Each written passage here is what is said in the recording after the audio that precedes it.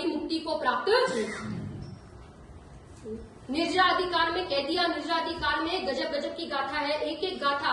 ज्ञानी को अशन का परिग्रह नहीं, ज्ञानी को वह पेय का परिग्रह नहीं, ज्ञानी को पुण्य का परिग्रह नहीं, और ज्ञानी को पाप का परिग्रह। दृष्टि बदल गई ना, दृष्टि बदल गई। लिखा है ना 6 डाला में, गुरुदेव जी तो बहुत बार याद करते हैं। मुनि व्रत धारण अंत बार के विक उपजायो, पे निज आत्म ज्ञान बिना सुखलेश न पायो। एक चक्रवर्ती 96 रानियों का भोग कर रहा है, 6 खंड को जीतने जा रहा है, फिर भी हर समय क्या हो रही है, निर्जरा। और एक द्रव्यलिंगी मुनिराज ने सब कुछ त्याग दिया, 28 निर्गुण का भाई कड़क तरीके से पालन करता है, फिर भी हर समय क्या हो रहा है, बंद हो रहा है, बंद हो रहा है। क्योंकि सबसे बड़ा पाप कौन बैठा है, मिथ्यात्व। निर्जरा अधिकार के बाद अंतिम गाथा है, बहुत सुंदर गाथा है। निर्जरा अधिकार में 8 अंग की गाथा है। अध्यात्म शैली से कुनकुन आचार्य देव ने 8 अंग को समझाया। निर्जरा अधिकार के बाद आता है कौन सा अधिकार, बंद अधिकार, है ना। हमें लगता है देखो कुनकुन आचार्य को बंद को नहीं समझाना, परंतु किसको समझाना था, बंद रहित भगवान आत्मा को बताना।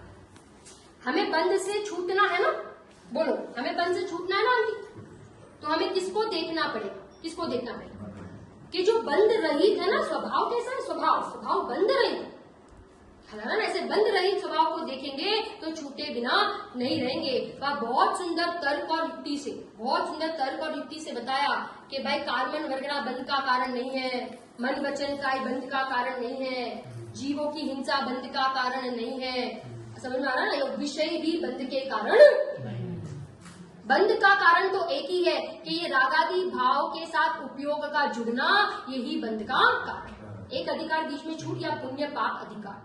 पुण्य पाप अधिकार में कुनकुन आचार्य देव को पुण्य पाप को नहीं समझाना।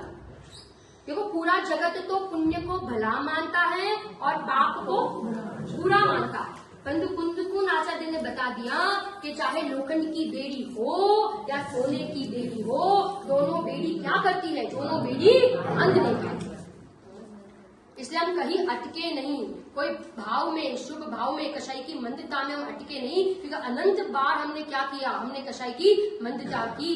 भाई फिर लिखा ना, आगे जाते हैं तो अंतिम 2 अधिकार, अंतिम मोक्ष अधिकार और सर्व विशुद्ध ज्ञान अधिकार। उसमें भी जो पक्षार्थी क्रांत की गाथा बताई, 144 नंबर की गाथा, कि भाई कोई भी जब तक हमें किसी का भी पक्ष रहेगा, चाहे वो व्यवहार नहीं का पक्ष हो, चाहे वो निश्चय नहीं का पक्ष, तो वो विकल्पों में ही उलझा रहेगा। और हमें तो छूटना है ना, मोक्ष अधिकार में बता दिया कि भाई मैं तो स्वभाव से ही कैसा हूँ, मैं मुक्त हूँ। हमें लगता है हम बन गए, हम पति से बन गए, हम पत्नी से बन गए, हम बच्चों से बन गए, हम घर से बन गए, हम बिजनेस से बन गए। और कुनकुन आचार्य ने कहा तू वर्तमान में ही कैसा है, तू मुक्त है। तू अपने आप को मुक्त देखेगा तो पर्याय में भी मुक्त हुए बिना। और अंतिम अधिकार सर्वविशुद्ध ज्ञान अधिकार, जिसमें बहुत महत्वपूर्ण गाथा 320 नंबर की गाथा, और उस गाथा में बड़ी गजब का माल भरा है। बातों अकर्ता स्वभाव को बता दिया कि भगवान आत्मा ना बंध का करता है, ना मोक्ष का करता है, ना उदय का करता है, और ना निर्जरा का।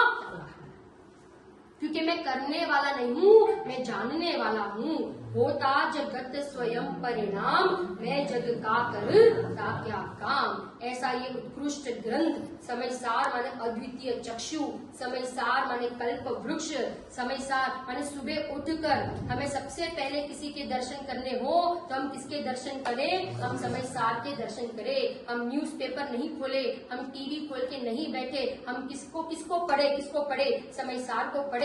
जिस समय सार के लिए पूरा गुरुदेव जी ने क्या लुटा दिया, पूरा जीवन समर्पित कर दिया। और एक बार नहीं, 2 बार नहीं, कितनी बार, 19 बार गुरुदेव जी ने भाई इस ग्रंथ के ऊपर प्रवचन किए। ऐसा ये ग्रंथादि राज, भाई हम भी इस शास्त्र का भाई अध्ययन करें, स्वाध्याय करें, और हमारा जीवन भी समय सारमय बन जावे। इसी मंगल भावना के साथ